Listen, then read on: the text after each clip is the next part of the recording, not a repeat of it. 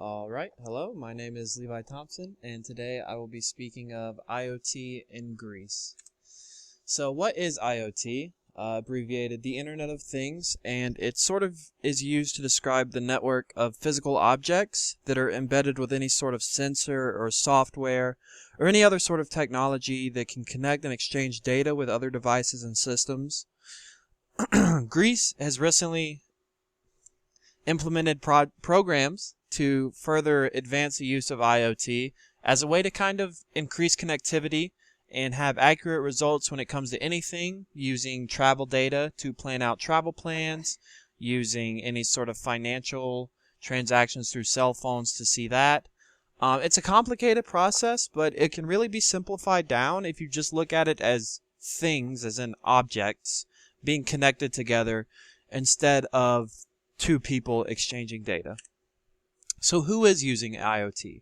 IoT is available everywhere, in our smartphones, Apple Watches. That all records our data and sends it to other data devices that can easily access the information.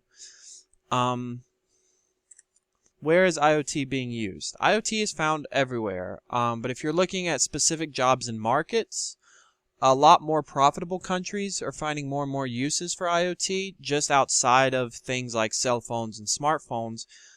Later on, I mentioned things like smart houses, where even stuff like your temperature control is being tracked and sent to the companies that provide heating and air so they can look at that data. So why are they using IoT? I chose to focus on Amazon as it is the largest company in the world, and that would be the best way for us to get sort of a broad view of IoT and how it's being used in the markets. IoT is used to ensure that all the customers are able to connect and that Amazon can look at what these customers are looking at, what they're purchasing, to make proper recommendations and to see what parts of the website need to be pushed more and what parts aren't being purchased as heavy, so maybe they should fall back on the advertising from that. So the major strength of IoT would have to be the connectivity. I mean, anytime someone logs on to Amazon anywhere, it sends that data to Amazon. So it's really good for them as they can see, if you log on to your smartphone, if you log on to your desktop, they're able to track all of that data and provide the best user interface for the user.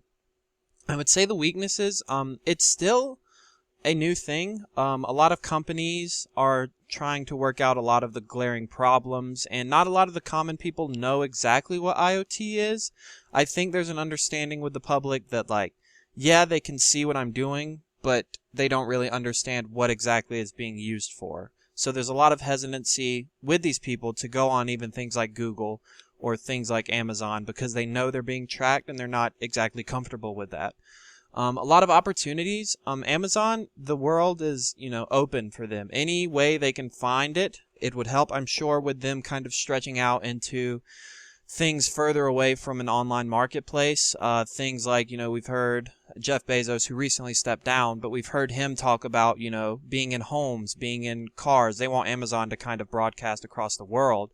So any way they're able to do that would be a great opportunity for them.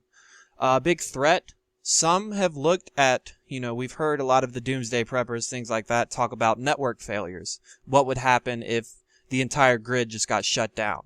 We weren't able to access any sort of technology, cell phones down, power in general down. That's constantly a looming threat that is warnings to these expanses into networking. So when are they using IoT? IoT nowadays is present every time you use technology. It would be extremely hard to go, anywhere on the internet or anywhere on your cell phone without someone somewhere having that information stored and are able to look at it. The SDGs, where can I apply an IoT for an SDG in specifically Greece? The widespread accessibility is really a benefit if you're able to use it in a positive way. For example, there's a lot of different cultures that you can find in Greece, and with IoT having this sort of database where you can look at what cultures are doing what, you'll be able to find that middle ground a lot stronger. And then we're going to end it with two truths and a lie. So the first one is about 94% of businesses that use IoT have seen increases in profits. The second one, smart homes are being used with IoT, with as many as 250 million smart homes registered. And third, IoT is only available in mostly first world countries. So thank you for listening.